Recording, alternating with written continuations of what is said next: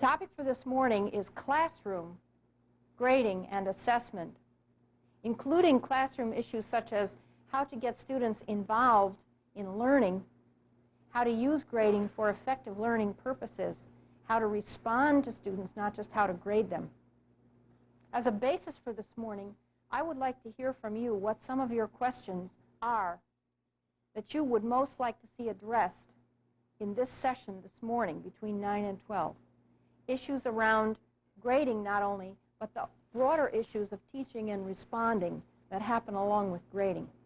So what I'd like to do is to ask a couple people in each of the rows just to say your name and your discipline, and then a question that you would most like to see discussed here this morning. Using grading assessment techniques in the classroom for program. All right? You know what I don't have is a fat enough pen here. Let's see if you can you see this? Is there anyone who cannot see this lettering? Okay. Using classroom grading for assessment. Capital A here means assessment all day long. The day is broken into two pieces. This morning deals with classroom assessment. This afternoon, more specifically, with using it for program. But I think that the two pieces are really one, because it must be happening in the classroom or it ain't going to happen anyplace else. All right. And since we have no one towards the window, how about towards the door? Would you? My biggest factors always seem to be time element. When you're grading 94 student papers every week, trying to get evaluation as well as some kind of useful statement as well as a grade. Good. Time and paper load, and how to get some sort of useful response as well as a grade. Next row. Consistency across faculty. You want an A to mean something the same to you in your discipline as it means to someone else in another discipline. That's a pretty big order. Next to the clock. One of my concerns with grading is how to balance fair and honest evaluation with encouragement. Okay, fair and honest, balanced with encouragement.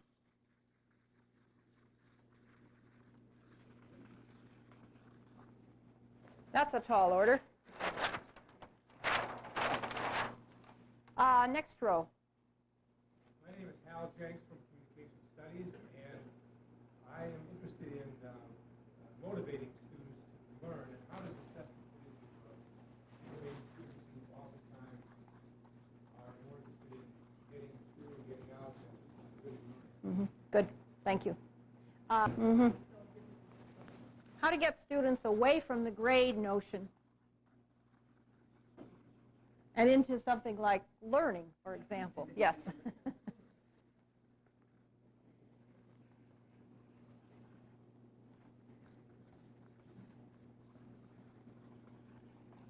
Good. Next row. Okay, so paper load, time and paper load, especially in scientific subjects. Good. And the clock person in this row? I guess my main concern was really very similar: the time, paper load, and feedback. Okay, so time, paper load, and put another star next to useful response. Student attitudes, encouragement, put a circle around there. Motivation, put a star up here. Yes?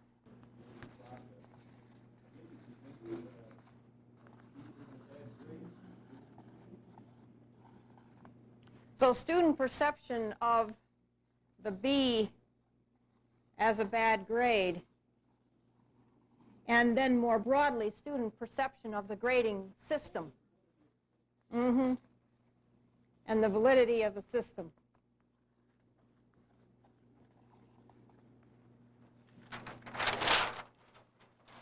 Okay, and window person in the next row. Okay, so poor writing style and missing the point. Perhaps there's a broader issue here, and that is, how do you assess and respond to stuff that isn't right or wrong, boom, boom, it's multiple choice? There are a whole bunch of issues around that. Yes, clock person in this row.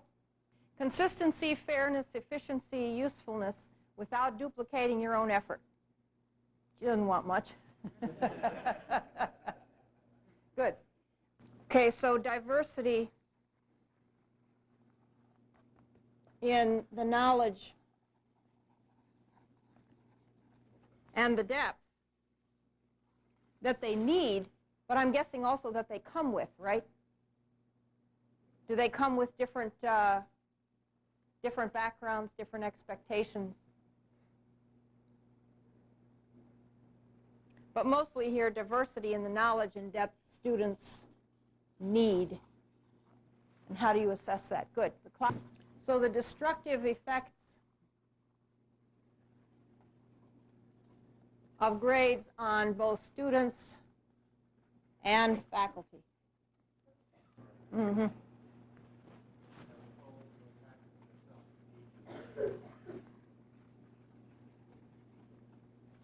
So students, we want students to see grading as a tool for learning rather than an attack on their self-esteem. Getting uninvolved faculty involved. All right. There are a couple threads running through here, it seems to me, that we can concentrate on during this morning. One is sort of the logistics, the management of the grading process by faculty members. What do we do about the paper load? How do we respond to stuff where there's no absolute right or wrong? How do we handle fairness? How do we make grading consistent? How do we use grades in the classroom? That sort of the management of the system, I would say. Then there's a second group of questions that has to do with students and their attitudes and their participation. Student motivation, helping students to see the usefulness of the system to them. Eliminating grades because they're not useful or can't be made useful. There's probably some sentiment of that type, perhaps in many of us. How to help students get off of their fixation on the grade in a very narrow sense and focus instead on what they can learn and what they can take away from the course. So that's a second kind of thread. And then there's a third thread, which is broader yet, which wants to take a look at the whole system, its justice, its fairness, its place in the general scheme of things, and ways in which, even if we can't radically change it or dispense with it, can we make it more useful to the broader goals that we want? Is that a fair representation? Kind of three strands I heard in there. I would suggest that we start with the broadest possible picture as I'm going to address it this morning, because I'm coming at this from a particular point of view. I'm coming to an institution that must demonstrate to its accrediting agency that it has an assessment plan in place and that it is using the results of that assessment plan. I'm coming to an institution whose plans have been a long time forming, and you're quite a piece down the road in terms of your planning for assessment. I'm coming as a faculty member. I have no official responsibility for assessment, either at my own institution or in any accrediting agency or other state agency. I simply have come to this as a faculty member who has gotten involved with working with teachers. That's what I do. I work with teachers about how learning can be enhanced in the classroom. I started out in writing across the curriculum, which meant how faculty in various disciplines, science and physical therapy and what have you, can work with student writing in their classrooms. And of course, anytime you do that, you're not talking 5 minutes before you're talking about assessment. But you're also talking a lot about a much broader thing.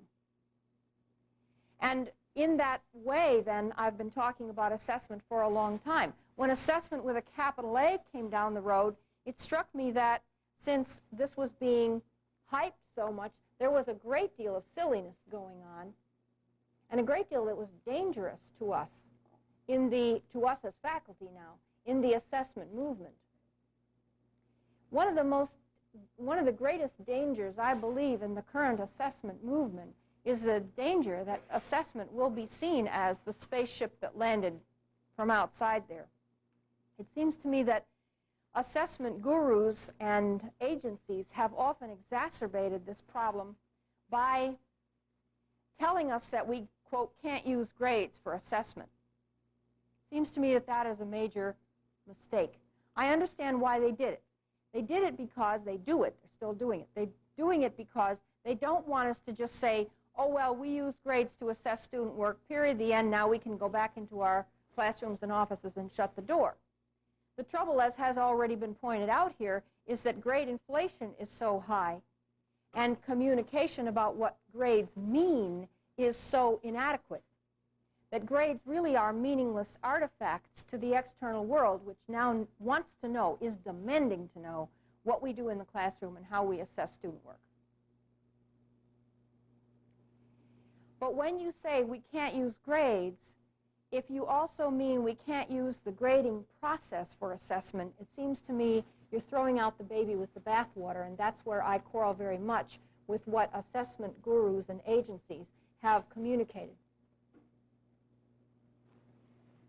I believe that we have been doing assessment of student work in our classrooms frequently and over a long period of time, and that at this institution, on any given class day or week or semester, students are being assessed over and over and over again. The 1992 guidelines of the North Central Association for doing an assessment plan divide schools into 3 groups. Those who have, quote, not yet started assessment, those who are a little way down, and those who are quite a long way. Well, come on now, give me a break. There is no school that North Central is going to look at that has not yet started assessment. At every institution I know of, student learning is being assessed minimally 15 times per semester. 5 courses, and let's say minimally a midterm, a final, and some sort of paper or project.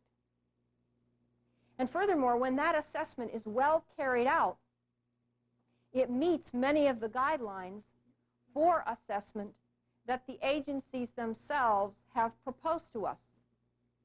It is integrated into the system, provides a wonderful feedback loop. Let me ask you to turn in this handout. Anyone not have a salmon handout? Raise your hand if you lack a salmon handout. Okay.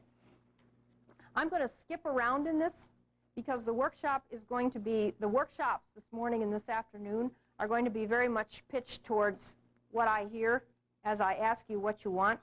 Let's turn to page 47.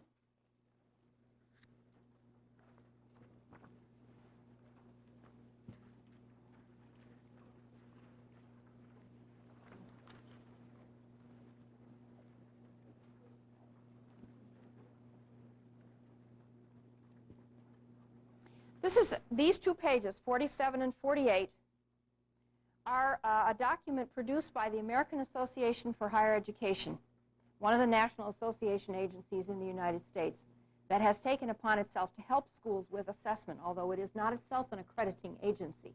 It's just stepped in to help. But they have considerable clout. And they have stated here 9 principles of good practice for assessing student learning. Now, I want you to look over these as I tell you a story. Once upon a time,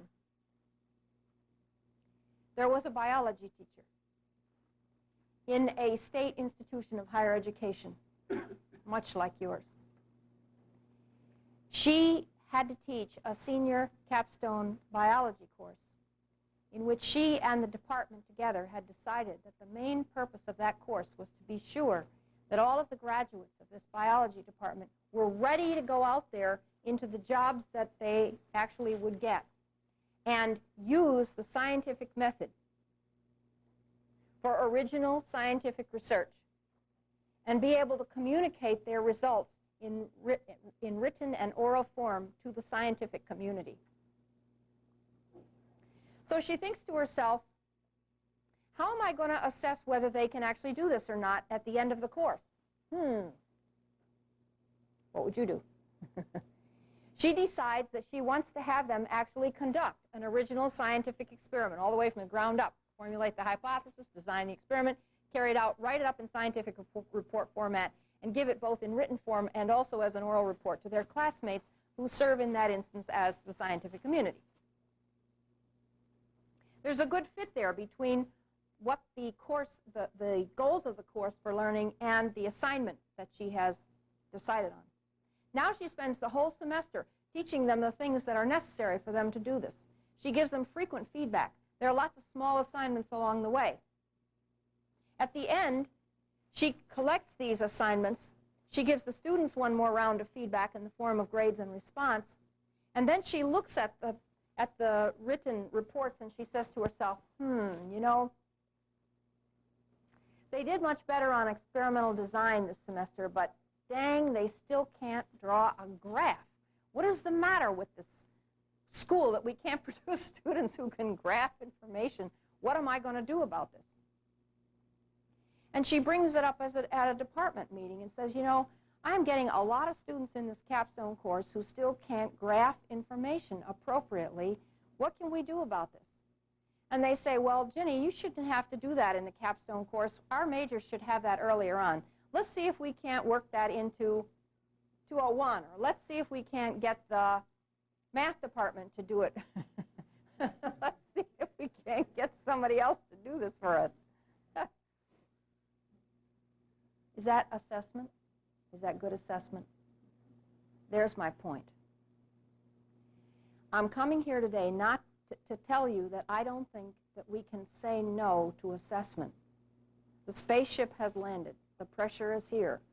The assessing, the accrediting agencies, the legislatures, the publics whom we serve are demanding that we no longer conduct the kind of stealth assessment that we used to, where in the closed confines of our classroom, we assess student learning and communicate the results to our students only, and then through transcripts to their employers.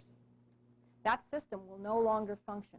We must now communicate to different publics in different ways about how we teach, how they learn, and how those processes are assessed. But I will not let them say that we're not assessing student work. We are, and often in very productive and rich ways. So what I'm here to do today is not to tell us how we can resist those pressures entirely, because I don't think we can. And I'm not here today to tell us that we can ditch grades, because I don't think we can. I do believe, however, that we can make classroom assessment of student work serve our purposes and students' purposes for the kind of learning that we want to encourage among them. That we can make this system serve our and their purposes in more effective ways than we've done in the past. So that's the sort of pitch for today. A faculty member coming to say, we can't say no to the accrediting agencies, we can't ditch grades altogether, but let's see if we can make this system, if we can shift the system and make it serve our needs in better ways. That's kind of the broadest overview of where we are today. Questions or comments there? Question, yeah. The question is, we're at counter purposes. How are we to serve these various audiences who need to know how our students are doing? How do we serve employers? How do we serve the community? How do we actually do this to these different audiences? Let's put that on the list as one of the issues that needs to come out as we go through this morning. So the needs, let me put here, needs of audiences, different audiences, to know the results of our assessment processes. Fair enough? Other questions, comments here? Yes, a lot of what we're doing is dealing with the bad effects of a bad system, the industrialized model of education. And the question we really would like to ask is, if we work with students in a holistic way over 4 years or however many years, would they emerge as something that we would recognize as the educated person in all the richness and fullness of what we mean? Let me point out that there is still an assessment question embedded in what you said, and I know you recognize that as well. I don't know a teacher from the very first person who ever taught a young child of the tribe to make a better stone axe. I don't know any teacher who doesn't at some point say, well, is the person learning what I'm trying to teach them? We naturally seek some kind of information about whether it's working. And what I'm going to try to say is that we need to overcome the industrialized method. We need to overcome the emphasis upon tests, upon striving for only what we can test, or testing only the narrow things that can be fully tested in a kind of industrialized model, right? Hold it up to the light, does it have all its parts and so on. But rather that we infuse into this system our concern for some of the higher goals. And let me illustrate what I mean by that. I think that I'm switching now into the workshop mode and picking up the first main point I want to make today, which is that when you assess anything in the classroom, you've got to have good goals, and you've got to have good tests and assignments. Otherwise, everything that you do to assess those things is work thrown away, or work unnaturally constrained and narrowed by the narrowness of either your goals or the narrowness of the tests and assignments that you're using. So let me ask that you think now of one course of your own in which you would like today to look at the assessment procedures that you're using in that course. Think of a course that you would like to concentrate on this morning.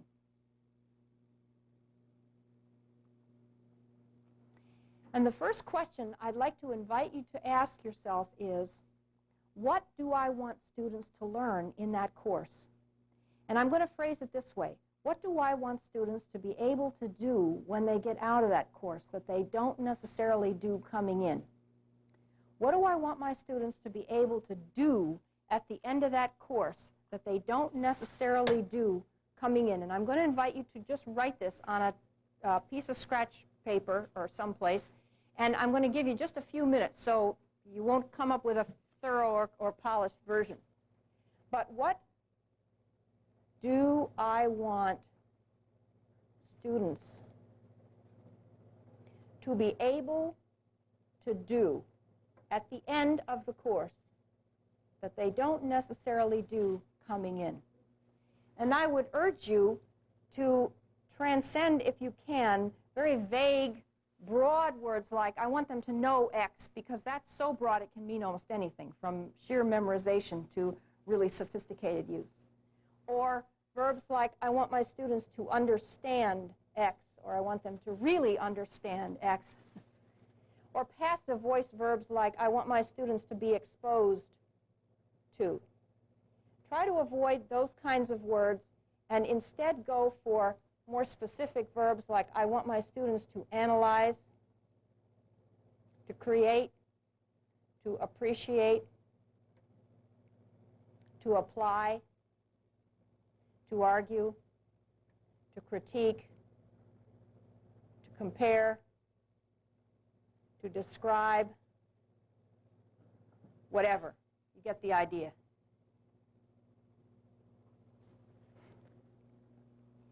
Do not leave out the things you care the most about. My best story about this comes from an ag school where I gave a workshop. There was a woman there who belonged to the swine management department, truly. And she said she had a nice list of things she wanted. She wanted her students at the end to be able to analyze the financial aspect of a swine management operation. She wanted them to be able to look at a case of a swine management operation and identify problems and propose solutions, da-da-da. And at the end, she put, I want my students to appreciate the pig. She said, I don't know how to measure that, but in a way it might be my most important goal, and I won't give it up. And I don't think she should. So here is where my work differs from that of the narrowly construed behavioral objectives approach to learning. I believe that at this stage we should put down our most elusive, our most precious often, goals for our students and make those part of the system from the beginning. So I'm going to give you 2 or 3 minutes to write your own. Appreciate depth and diversity of Native American cultures. Good. Another one?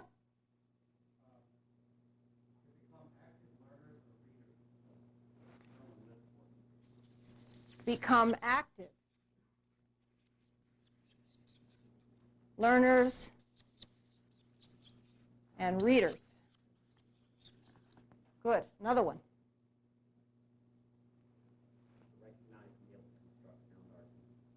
All right, to recognize and construct sound arguments. Okay, to set up and carry out an experiment and analyze the results. And then another, appreciate. Appreciate depth and diversity of Native American cultures we have, and now role of microorganisms. Mm-hmm.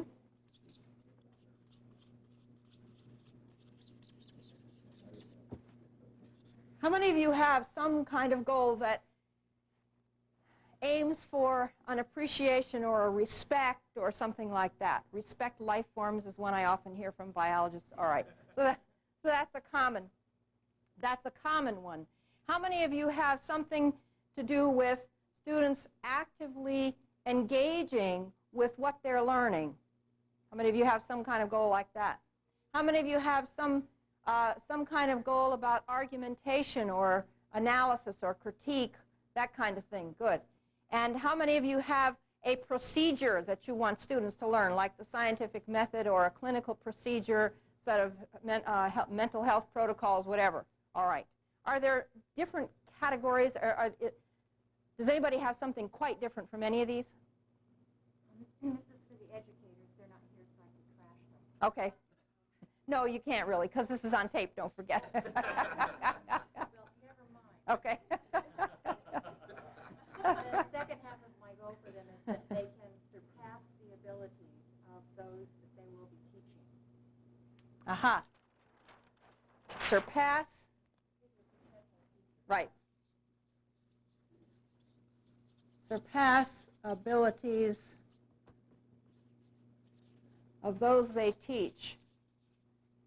Perhaps that is all of our morning prayer, right? St. Francis' prayer for teachers. Lord, today may I surpass the abilities of those I teach, or at least be a chapter ahead of them. Problem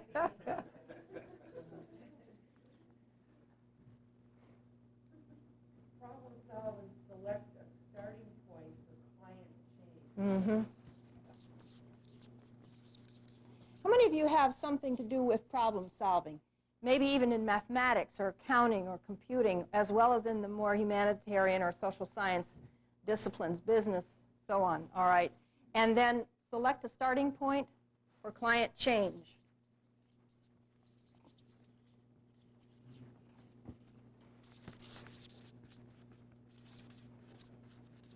Good.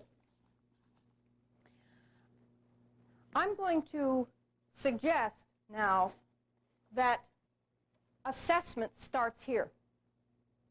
It starts with what we most want for our students, with our highest and often most intangible goals for them. And that we must be true to those goals through this whole procedure and not allow them to be narrowed by a reductionist process, either for ourselves or for our students. And that the business of adhering to what we really want begins, I think, when we choose assignments, tests, and exams for our courses.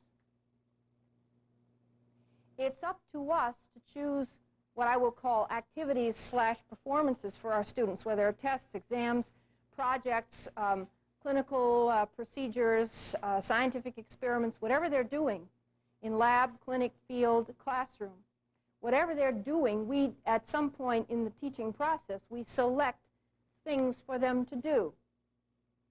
And to me, part of the key to assessment lies in the skill with which we select those student activities. So I'm going to ask you next to outline in what I call a course skeleton what it is that you will choose in this particular course as the key assignments, tests, exams, activities. And when you do this, you will be engaging in what is called in the research the assignment-centered course. The research indicates that assignment-centered courses are more effective in enhancing student learning than coverage, text, lecture-centered courses. And you can see a summary of that research if you turn to the Salmon handout. Page 32 is my summary of the research that's out there about what are the best teaching methods to enhance the kind of higher order reasoning that we have mentioned here on this list.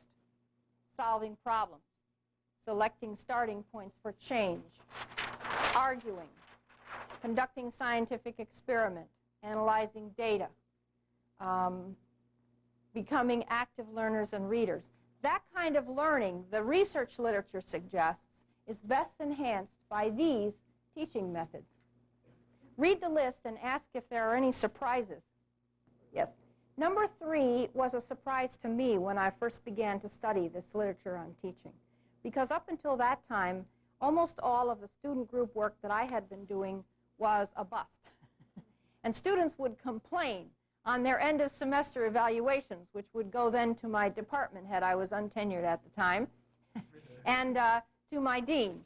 And they would say things like, my parents didn't pay it was only probably $7,000 or $8,000, but way back then. My parents didn't pay all this money for me to come and listen to somebody who knows less than I do. You're the teacher. Why don't you tell us how it is? So, yes, that is sometimes surprising, but it's there.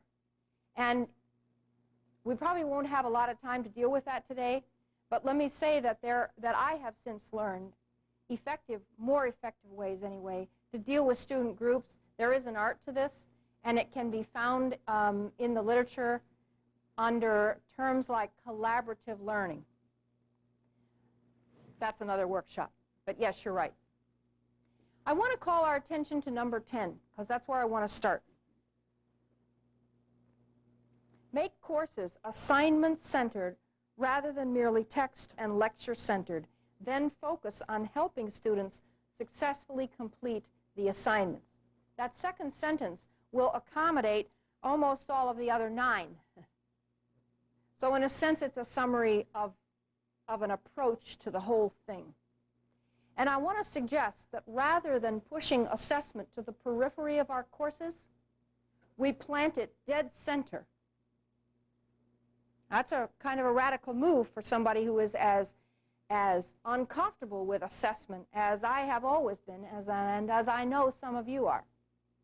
But I really believe that the way to make assessment our servant rather than our master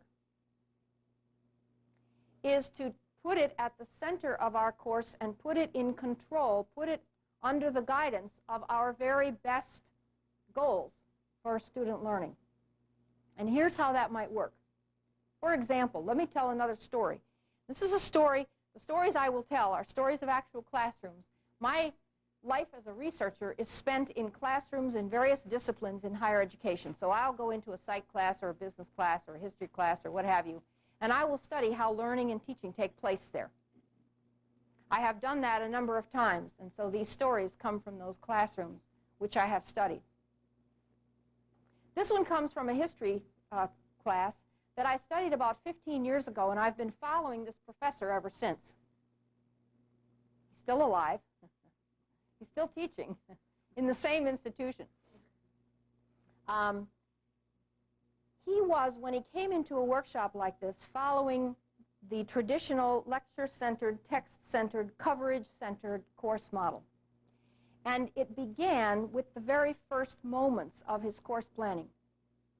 I'm going to tell the story of how he switched from a text, lecture, coverage-centered course model to an assignment-centered course model.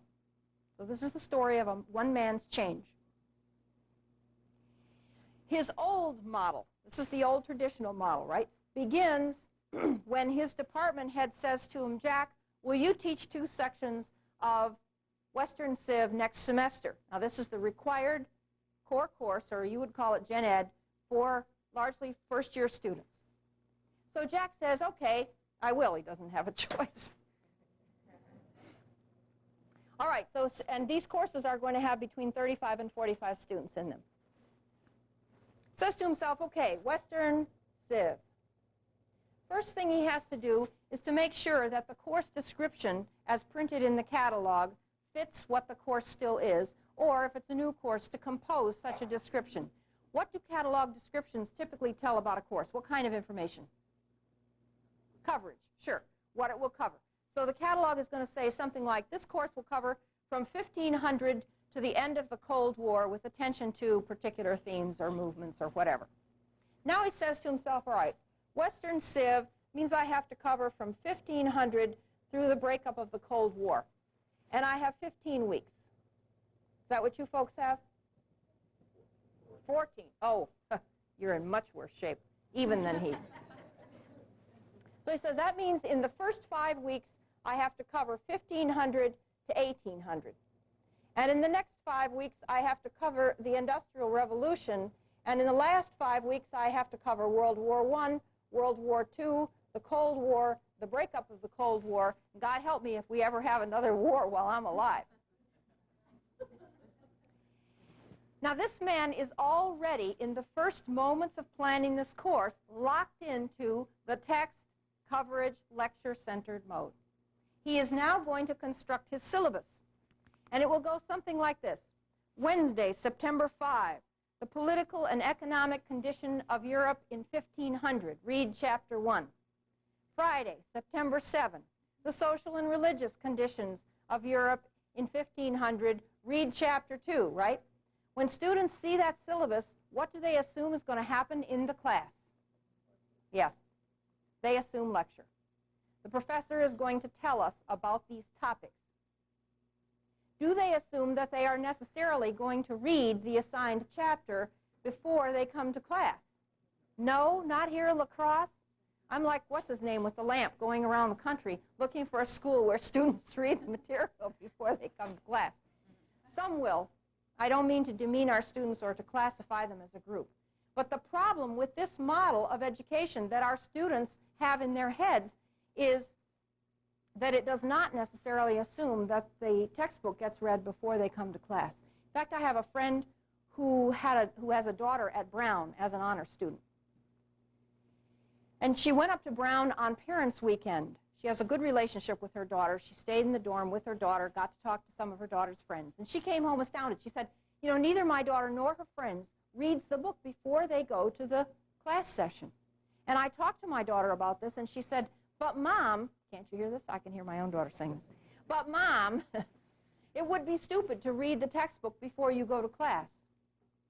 Because in the class, the teacher tells you what you need to know and what you should look for. And then you read your class notes and the book the night before the test, so you remember it better. Now, you know, that's not stupid, but it's also not a way to get the kind of education that that teacher would probably hope for if he or she were sitting right there in that chair in that exercise that we did when we first came in. I want my students to critique. I want them to think historically about current events. I want them to be able to explain the major theories and dynamics of Western civilization. I want them, you know, you're not going to get that kind of education with that kind of a process. And yet that's what Jack the historian is locked into, and he's locked himself into it from the very first moments of his planning process. When I went through my little spiel role-playing Jack and said, all right, Western Civ I have to cover from 1500 to 1800, and that means in the first 5 weeks I have to cover this, this, and this. What's the subject of those sentences? I. What is the verb? Have to cover. This is an I have to cover driven course planning strategy, and it will lead you right straight into text, lecture, coverage-centered teaching. In this incredibly rushed march through Western civilization, no matter how welcoming you want to be to the student's learning process and to student questions, student confusion is an interruption to progress. Student confusion is an interruption to progress in this system. Now the teacher adds assessment. He says, let's see, I guess at the end of the first unit I should have an essay and objective exam over 1500 to 1800. And in the 9th week I should have the same over the Industrial Revolution, and for the exam I should have the same over the 3rd unit, or maybe he'll say over everything. Exam is the same. He wants to have some essay questions. He'll have some objective questions.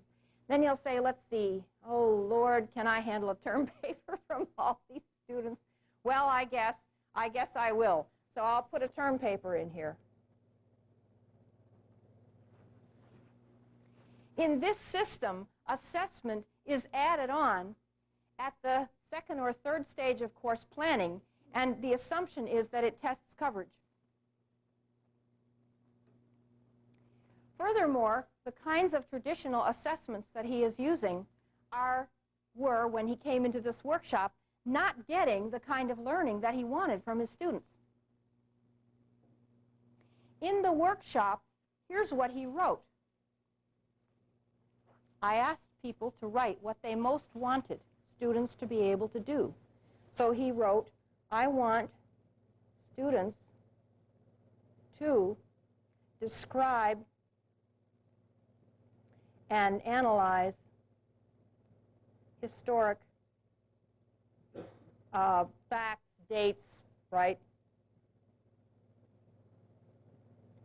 Movements, people, and so on.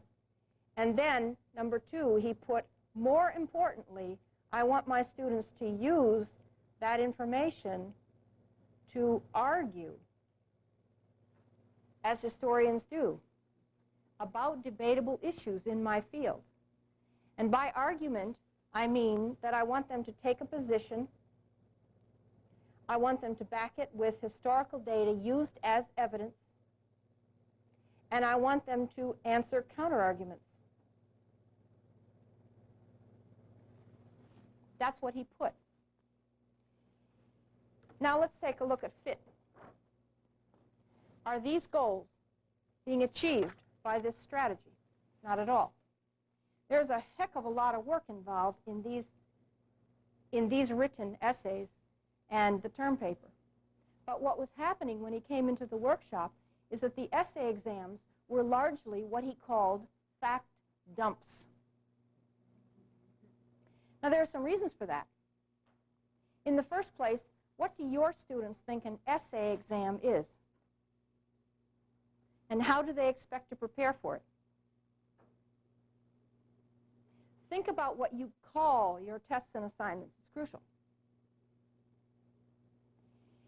My own kids, when they went through junior high school and high school, were often given essay exams, which the teacher would correct in this manner, by going through and putting a check mark next to every concept or fact that would count.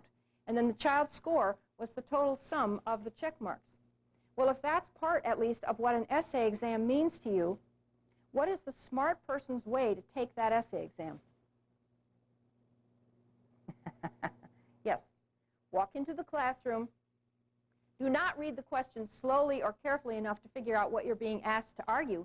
Read it just enough to gather the main area of information that you are being asked about. Then start writing as soon as possible in order to get as much stuff down as possible that will count. What do you end up with? A fact dump. Friends, if your assessments are resulting in blue books full of hand-scribbled fact dumps, switch to multiple choice. And that's the only way to measure facts and basic concepts. That's what was happening to Jack. He was reading all this stuff scribbled in blue books and being angry because he wasn't getting what he wanted.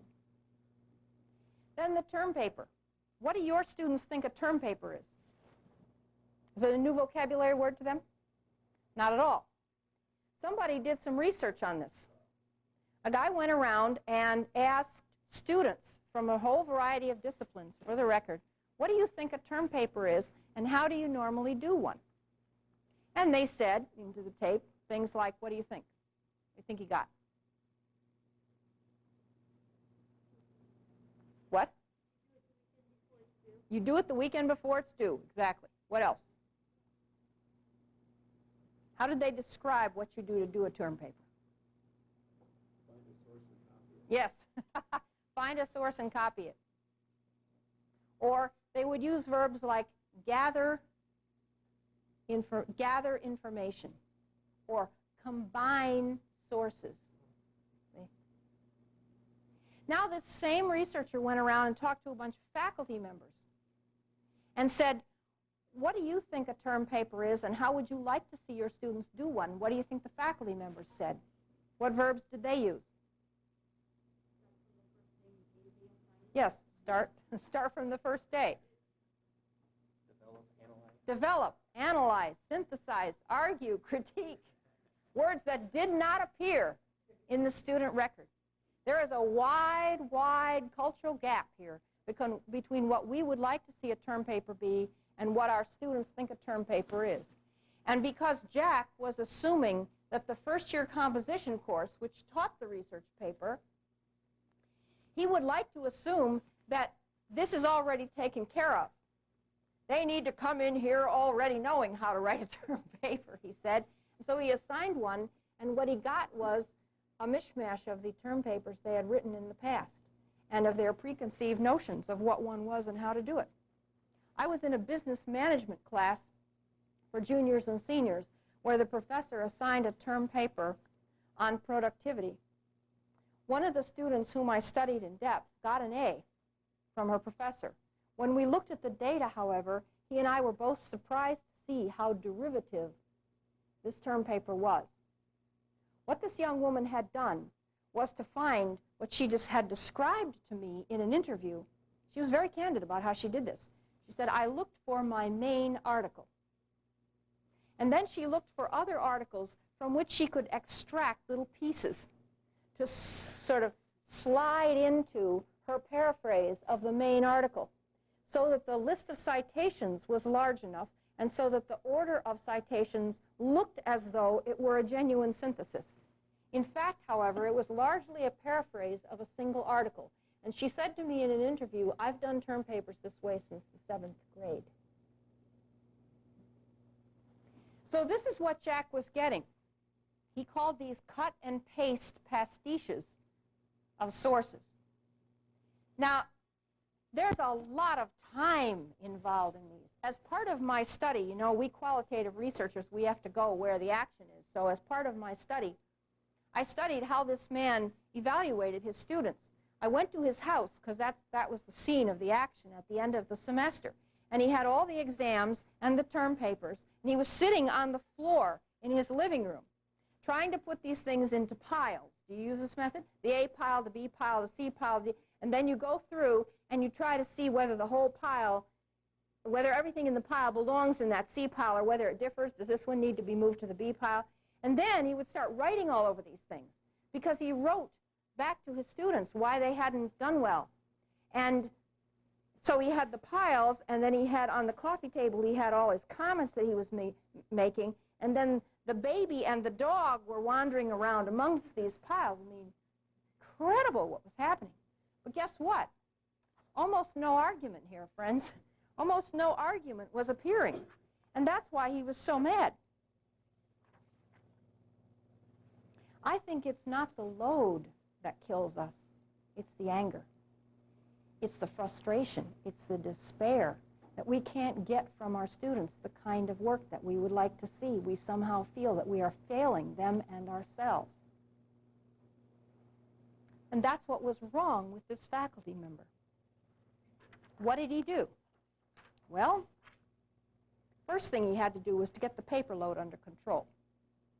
And so he began by axing the term paper. Now he took another look at his goals and said, what format, what assignment or test or exam will best elicit argument from my students? And he decided that instead of an in-class exercise where they walked in, learned the question, and had only 50 minutes to write, which was bound to result in a fact dump. Shoot, if I pose myself a question in my study on a Saturday morning that I want to go out to an article someplace, pose myself with a question for the first time, sit down and write for 50 minutes, do I have a coherent, logical argument that holds together with all the evidence in place and all the transitions? Do you? Nah. I have something like a dump. So he was not providing a context that would elicit argument from his students, even if they might have been able to produce argument. This wasn't going to get it. So he decided that what he needed to do was to set up 3 exams that would better test arguments. So if argue is the final goal that I want, using historical data, I mean, I don't want to give the impression here that dates, events, movements in history disappear here, not at all. But they are not merely memorized. Instead, they are used for the purposes of arguing debatable issues. They are used as evidence. So if argue is his primary goal, and he has 15 weeks, what he does now is to schedule in the kinds of tests, exams, performances, assignments, whatever, that will both teach and test what he cares about the most. What he decided was that in the 5th week, he wanted students to write an out-of-class, a crafted, what I will put, essay, a crafted argumentative essay on some aspect of 1500 to 1800. And in the 10th week, he wanted them to write the same for the Industrial Revolution, and in the 15th week, he wanted them to write the same for the wars. So he cut the number of major formal pieces of writing that he asked students to do. Less is more in this business, folks. Less is more. And then he made sure that what he was asking his students to do had some chance of eliciting the kind of learning that he most wanted for them, not a lower kind of learning.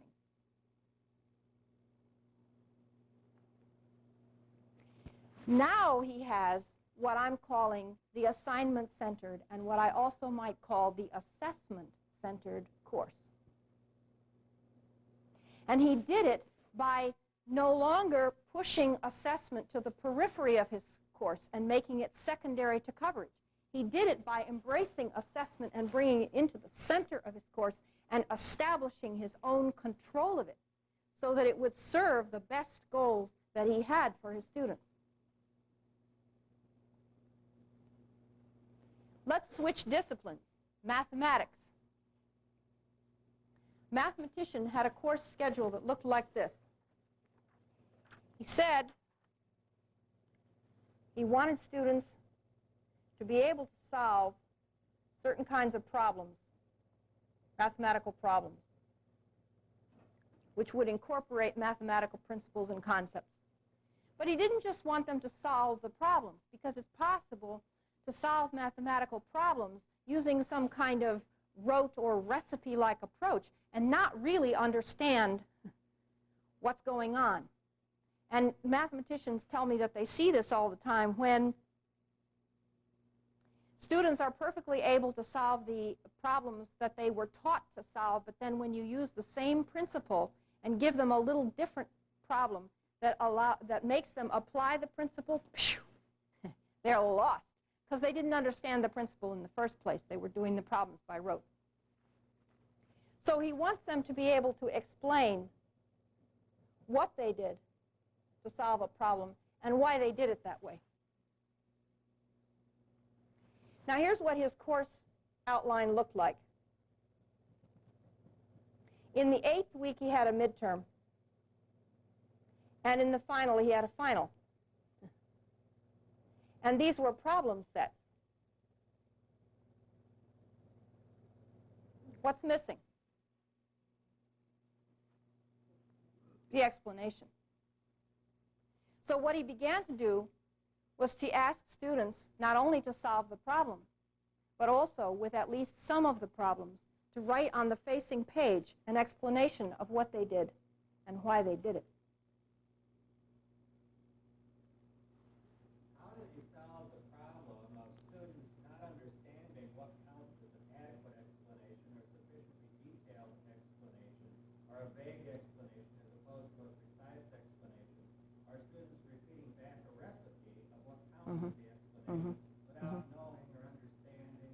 Still without. Shall we say, appreciating what goes into understanding an explanation? Yes. You do that in two ways, and it's somewhat similar to the problem that Jack the historian faced. He had to make his students understand what a good argument is, not just an argument that screeches one position at a highly vague level with inadequate evidence and no attention to counterarguments. We do that in two ways. One is by establishing very clear criteria, and I'm going to show you some in a moment. So he would need a criteria grading sheet that said, yes, a checklist or a grading sheet or an explanation. What's an A? Yes, he needs to explain to his students in great detail what an A explanation looks like. And then the second thing he needs to do is to teach to that sheet, teach to the criteria. You teach to the criteria. You don't teach to the test necessarily. You don't want to give him the answers. In that narrow sense, you don't teach the test. You teach to the criteria. Let me show you how Jack. So you use the same method as a fact sum, except you don't look for facts, you look for Argument. That would. well, if we're worried about the details of the argument, whether or not it's good enough to indicate that the student knows what he's saying. Let me show you Jack's check sheet that he used to help his students understand what a good argument looked like. And this check sheet is on page 3. If you look at page 2, you'll see examples of some of the essay questions that he was asking his students, and this might be helpful. Page 2, then. Down at the bottom, sample essay questions. For Unit 1, 1500 to 1800, the theme of this unit was what price order. It was kind of the issue around which he hung everything. And this is just a very brief summary. The sheet that was given to the students with this question on it would have more detail than this. But basically, Edmund Burke and Thomas Paine, remember them, did not directly talk about whether they thought Louis was a good king, or Louis XIV of France was a good king or not. They didn't frame it in that way. But they did talk about what good government is, where the authority of government comes from, at what point government is no longer useful or tolerable to its citizens. So Jack asks these students who have read Burke and Paine in the original and who have studied a lot about Louis XIV and his reign. He was the Sun King of France, built Versailles and all that. Remember him? He asks them in this essay now to assess, to say what they thought Burke and Paine would have said about whether Louis was a good king for his era. And then to back that up with evidence. and to answer counterarguments. That's the kind of essay question that he's asking them. On page 3 is the grading check sheet that he gives to students in the first week of the course. First week of the course. The letters on the left-hand side are grade equivalents. What does it take to move from a D or F to the C level? What's the key to a C here?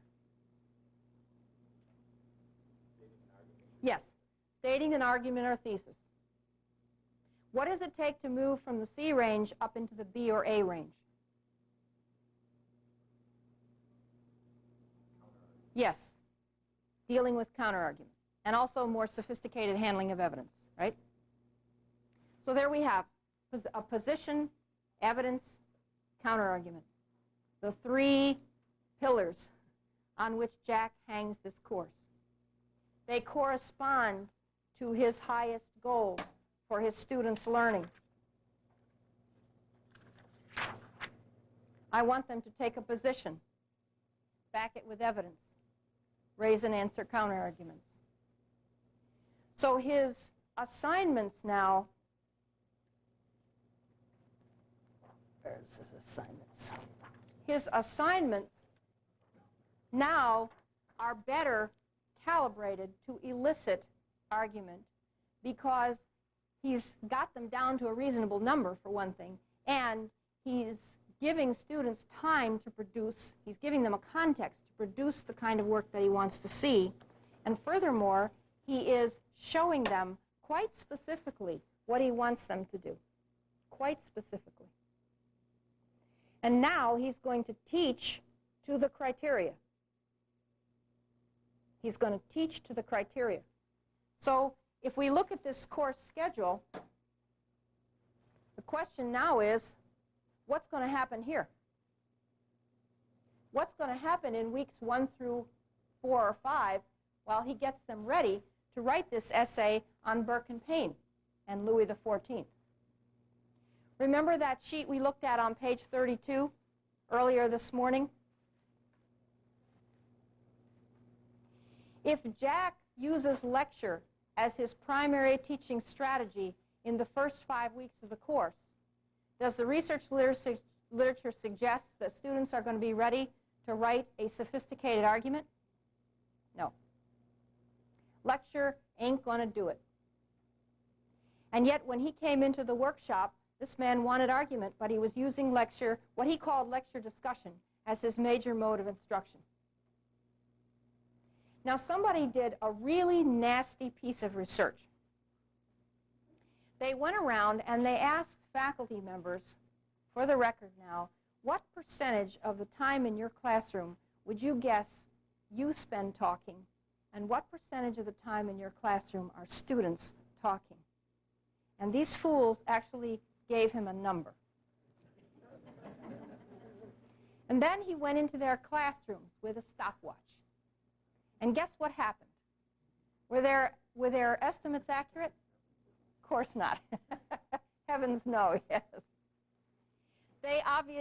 Of course, they overestimated the amount of student interaction that they were getting in the classroom, and they underestimated the amount of talking that they were doing. I'm sure I was not in Jack's class with a stopwatch. I was in his class as part of this study that we did. And I'm sure that the same thing was happening with Jack's term, lecture discussion. As a matter of fact, if the students are not reading the material before they come to class, you're trapped into lecture. Because if my students have not read about Louis XIV, I'm not interested in their opinions about Louis XIV. We do not privilege uninformed discourse in the academy. We privilege informed discourse, right? I'm a literature teacher. I'm not interested in what my students think about Hamlet until they've read Hamlet, preferably twice. So in the old system, this is old Jack now, okay? Old Jack comes into the classroom. This is the day we're going to study Louis XIV, let's say. And the textbook selection is a series of primary source materials on Louis in which various points of view come to the play. People think he's a good king, they think he's not a good king. Collection of primary source materials on Louis. All right, this is the day to talk about Louis. Was he a good king or not? Jack walks into the classroom. He says, topic for today, as announced in the syllabus, was Louis XIV, whether he was a good king for his era or not. You were to read chapter 7. Are there any questions on the readings? Now what's he going to get? Silence. Zip, zero, nada. His students have him very well trained. They know that if they remain silent at this point, he will launch into the lecture. And things will go on as they have expected from the beginning. One of his students said to me in an interview, she said, well, when I first went into that class, I thought that, you know, he would lecture a bunch of stuff to us about history, and I would study it the night before the test and give it back to him. Another student said in an interview, I am not used to constructing arguments. She said, in high school, we took the answers out of the book. So that's what he's fighting. And the book is augmented in students' minds, or maybe even replaced, by the lectures from the class notes. And Jack is a very good lecturer. He's very well organized, he's witty, he's wonderful, and he's going to model for them how you argue in history. He's going to put all the pros for Louis up on this side of the board and all the cons for Louis up on this side of the board. He's going to show them how to cite sources. He's going to show them how to use the readings, which, of course, they haven't read yet. And they're going to take it all down as fast as they can. But he's not going to get argument from them, because the whole name of the game in many of their minds, not all, and again, I don't want to stigmatize students here or stereotype students, but the problem that Jack noticed in his class was that in many of his students' minds, those class notes become the primary text from which they study. And their job then in class is to get it all down. They don't necessarily have time to think about it. They just need to get it all down so that they can study it the night before the test and come in and give back to him what he gave to them. Now that's a heck of a way to run a railroad, and it's not going to result in a lot of argument, sophisticated argument and thoughtfulness on his students' part, because that's not even how they see the game. So that's old Jack. And old Jack is stuck in the lecture box. He was stuck in the lecture box from the moment he first began to plan that course, and he's still stuck into it in this day in the third week of class studying Louis XIV. Still in the lecture box. Now the new Jack. What's the new Jack going to do? And we're talking now about, remember, we're talking about what happens here in the 4 weeks, 5 weeks before this first essay, let's say the one on Louis and Burke and Payne. Let's take this same class period. And let's talk about the new Jack. What the new Jack does is to solve the problem of student preparation. He must get students prepared for class so that these interactive things that are listed on page 32 can happen, because all those things depend on student preparation. He therefore asks his students to write in preparation for class. Now, I'll come back to paper load. Don't leave yet. I promise you this is sustainable. He's still doing it. But he asks his students, he requires his students, and gives them credit in the grading system for written preparation before they come to class. And so in the new system, they will have had a writing assignment before they come in. And that writing assignment is on page 36.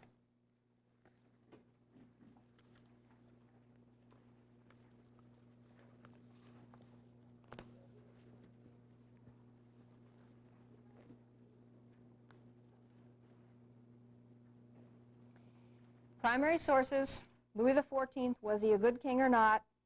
TKW is that textbook, which is a collection of primary sources, thematically arranged. So chapter, whatever it is the chapter on whether Louis was a good king or not.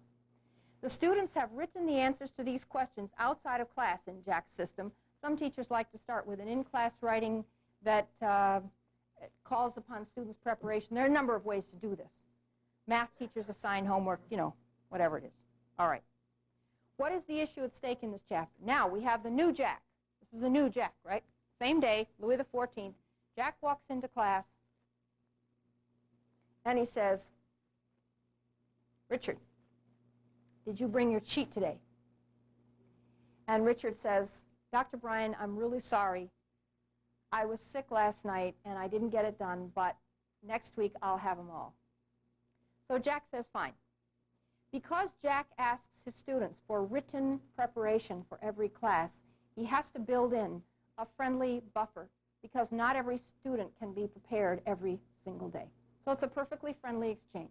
Now Richard has to have a certain percentage of these or suffer grade-wise. And we'll talk about the grading system in a minute that Jack uses and I use, because I teach much the same way, to handle this. But put that aside for the moment. So Richard doesn't have it. So then he says, Doreen, do you have your sheet? She says, yes. He says, will you put on the board what is the issue at stake? She goes up and writes on the blackboard, the issue at stake today is whether Louis was a good king for his era. How is that different from the way the class topic was announced in the old Jack scenario? The student now writes. In the old scenario, Jack announced the topic. In the new scenario, he asked them the topic. There's a world of difference in that seemingly small change. Because what's happening now is that student preparation, not Jack's preparation, is the basis of the class. If you're going to get your students to prepare for class, they have to understand that it matters. Trouble with a lecture class is it doesn't really matter. You can walk into the class, sit there all hour, take notes, maybe ask a question or two, and go out, and it doesn't matter whether you read the chapter or not. If you're going to get good class preparation, it must matter. And it matters here because students know that Jack is going to hang the whole class on their preparation. So now we have a student writing on the board, what is the issue at stake? The issue is whether Louis was a good king for his era. Now he starts with the second question. Notice that the class is based on the sheet. The sheet is preparation for class. If you assign writing and don't pay any attention to it in class, number one, the students won't think that you think it's important. And number two, the only thing you can do with it is to pick it up in the class and take it home and spend hours of your own time writing all over it. In this system, the writing is preparation for class, and the class time is the response. So he says, Bishop Bosway, who was he? When did he write? Well, now let's say that Ruth decides she's going to raise her hand on this one. She's going to get her licks in before the questions get harder. So she says, Bishop Bosway was a tutor in the court of Louis. And while he was doing that, he wrote letters and diaries. Okay, fine, thank you. Now Jack says, how can his material be used as evidence on the issue at stake? Well, you tell me what the students might say here. Here's this man who was a tutor in the court of Louis, and he writes that Louis was a marvelous, wonderful king. Is that good evidence? Well, now he's going to say, the first thing he may get from a student is, well, the bishop said that Louis was a good king. And if that's all he gets, then he's right where he wants to be in this class, because he wants to make a point that is very important to his students' work. That it is a different thing to summarize what someone said and to evaluate what that person said as evidence. So Jack will say, yes, that's what he did say, but is that good evidence? Now, what would he get from the students? Yeah. Right. It's not very good evidence because it's biased, right? The guy had to say that. His position, possibly even, remember, the guillotine had been invented at this point. And that and other methods were used by this absolute monarch to control speech in his kingdom. So then it might come out, then Jack might say, okay, so it's biased because the man was in the employ of Louis. He worked in Louis's court. He was very much under Louis's power. Of course he would say that Louis was a good king. But then Jack might say, okay, this is totally useful. Totally useless. Is it totally useless? Is there no useful feature of this as evidence on the issue at stake? something might be useful here? What would he get? Like what? What's useful about this evidence, or potentially useful? Well, after all, he was there. Exactly. It's eyewitness testimony. The guy was there. So now there ensues in the class an assessment of what eyewitness testimony can and cannot do or be, especially in cases where you know that there was a bias present. Now Jack will go on, and I didn't give you the whole sheet here. The next question on the sheet, number 3, is Saint-Saëns. Who was he? When did he write? How can his material be used as the issue at stake? Jack, okay, Saint-Saëns, who was he? When? Get that? And then pretty soon he might set up a little mini debate in the class, and he'll say, Susie, will you be the bishop? And Dan, will you be Saint-Saëns? Now, Saint-Saëns says that Louis improved the military enormously. But the bishop doesn't talk about Louis's action with the military. But if the bishop had talked about Louis's action with the military, what would he have said? And we get a little discussion going here. What would the bishop have said about the military? Now, how is that related to the question that students will have to answer on their essay test a couple of weeks hence? Go back to those essay questions that we looked at. What page was it? Who has it? Page 2. Go back to that question about Burke and Paine and Louis XIV. Do you see a relationship between what Jack is doing in class this day and what they are going to do several weeks hence on their essays? You bet. He is teaching to the criteria. He's teaching the skills. He's teaching the thinking. And he's making them do it interactively. He is having his students talk and think and argue and repeat back what they've learned in the class. So that's the kind of thing that is happening in these 4 or 5 weeks before the essay, before the formal written essay takes place. Do students know in advance what the topic for the crafted essay is? Yes. Do the students know in advance what the topics? Yes. Jack gives them a menu they can choose. So they will have seen this question about Louis and Burke and Paine from the first week of the course and known that that was one of their options for test 1, which is what Jack calls this occasion here. On this daily assignment sheet, how does he ensure that most students don't come in with blank and wait for the discussion and fill it out and hand it in later? How does he ensure that students don't fill it out right there in the class and come in with it blank? Here's what he does. When the students come into class, they come in with 2 copies.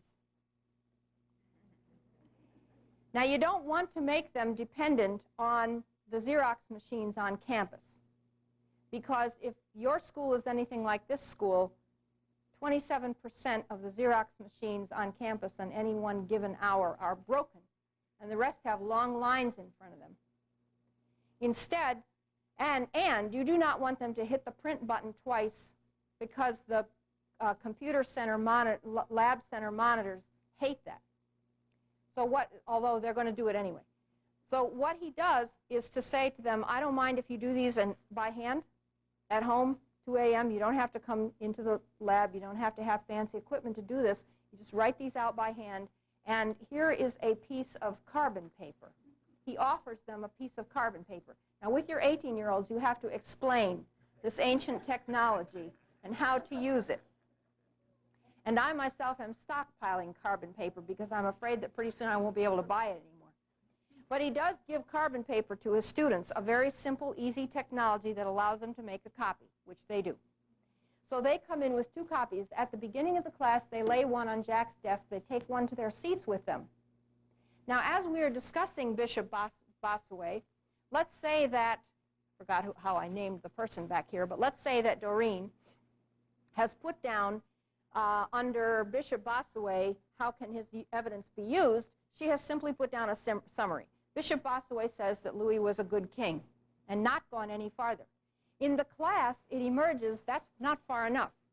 The teacher expects something more. He expects an analysis of this position as evidence, including issues of bias and so on. So now Doreen, at her seat, writes more on her answer, right there on the sheet or on separate sheets. And I have these pieces of paper because we collected from these students everything they wrote during the course. So I have this stuff. And I see how they filled out their answers. Now, by the end of the class period, students have had very good response to the answers that they wrote in preparation. And they have lots of corrections written in their own hand on the pieces of paper. Now, that means that the piece of paper they put on Jack's desk at the very beginning of the class is now out of date. No longer represents the state of student learning. Now, wouldn't it be stupid for this guy to go home and write all sorts of stuff over this out-of-date student work? Very stupid. So you know what he does? The only legitimate function those things have is to be a record of who was prepared, who had written before they came. And so Jack takes these home and spends literally a couple of seconds with each one, just marking in his grade book or on the computer screen that they have done it. Now you'll see that he gives a certain number of points. He will usually give full credit. Occasionally he'll give partial credit. But he's not taking a long time to make fine distinctions here about the quality of this thing. It might be nice to do that, but in the best of all, and in the best of all worlds we might, but in this case, he can't do this at all unless he can get those papers turned over really fast. I do the same thing. I simply tell my students good faith effort or not. But if it's a good faith effort, it will get credit. And I don't try to make quality distinctions beyond that, because every time I try to make an additional level of quality distinction, it costs me exponentially in terms of grading time and complaint time from the students who question what I did. So I don't even do it. It comes out in the class. Any class of under 45 students or so, it comes out in the class who's prepared. And if the class is that interactive, you'll know.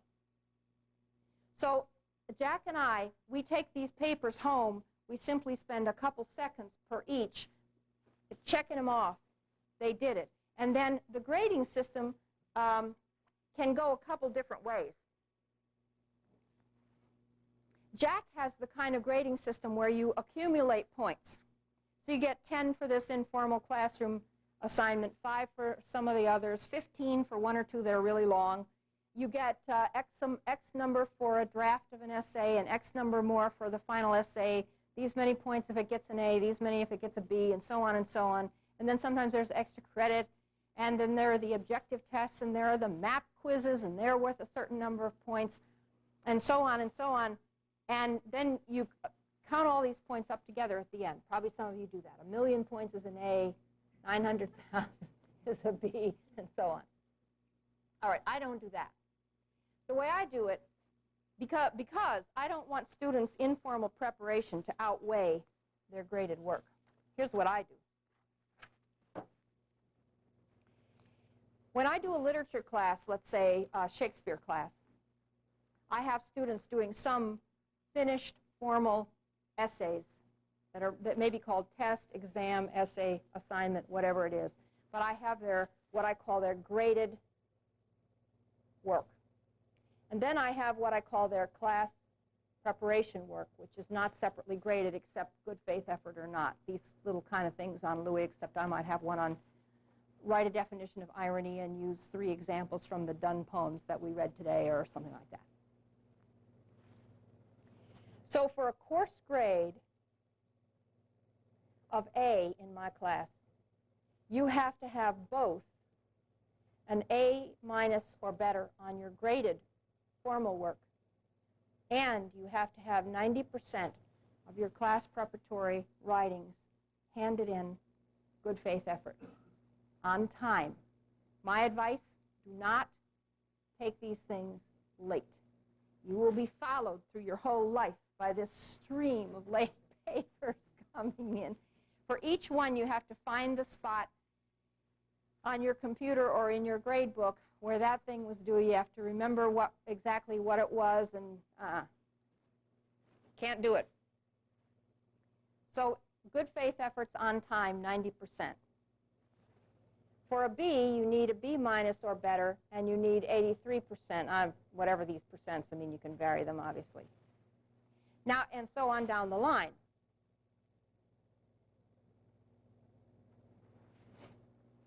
Now, if you get an A+ average on your formal graded work, and you only hand in 75% of the informal classroom preparatory writings, in my class you would get a C. Because that is the only level at which you meet or exceed both of the criteria. Now you can see that I play hardball.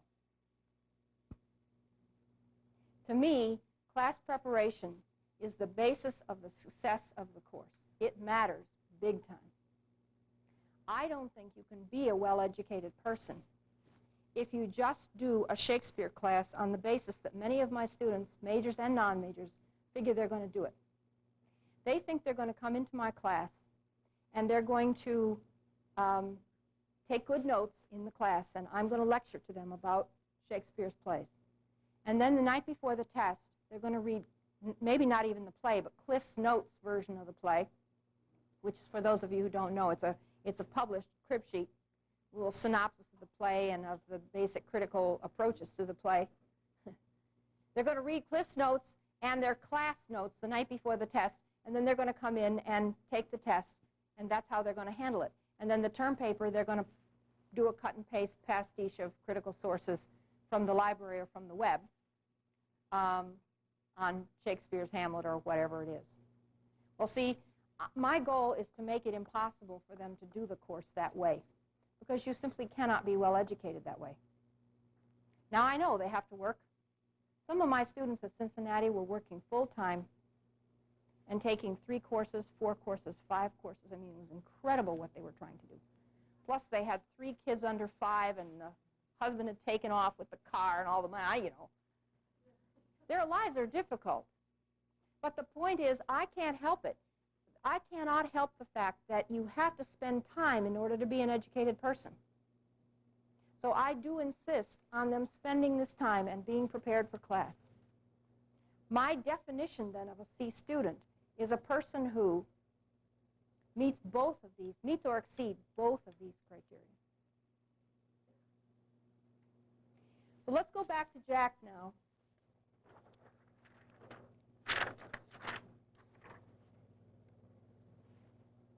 Folks, we are less than 5 minutes from a break. This is his revised course skeleton, what I call course skeleton. What he has done is to make sure that his goals and his major graded assignments are somewhere close to being matched to each other. There's a correspondence there. He tries to establish assignments and tests and exams, and I mean, these could be clinical performances, they could be laboratory experiments, whatever it is in your class, that have the best possible chance of eliciting the kind of learning you most want from your students. And don't let this be a reductionist exercise, is my goal. And then he focuses, and then he has a very clear set of criteria, which is that grading sheet that we looked at. And he teaches to the criteria, and he does it interactively. He teaches to the criteria, and he does it interactively. Now, to me, that is assessment that has some chance of doing these things. That, to me, is assessment that has some chance of offering useful response, because the response is built into the whole mechanism of the course, in class, out of class. It has some chance of encouraging students, getting them to see the, quote, grading process as part of their whole learning enterprise. It has a chance to increase their motivation, because the motivation for learning and the motivation for grading become more integrated. And the whole class is this interactive, dynamic learning experience built around those wonderful experiences they have when they both learn and demonstrate that they can do what you most want them to do. After the break, I want to do a couple things. I want to talk in more detail about some classes in quite different disciplines. I've focused so far on the history example.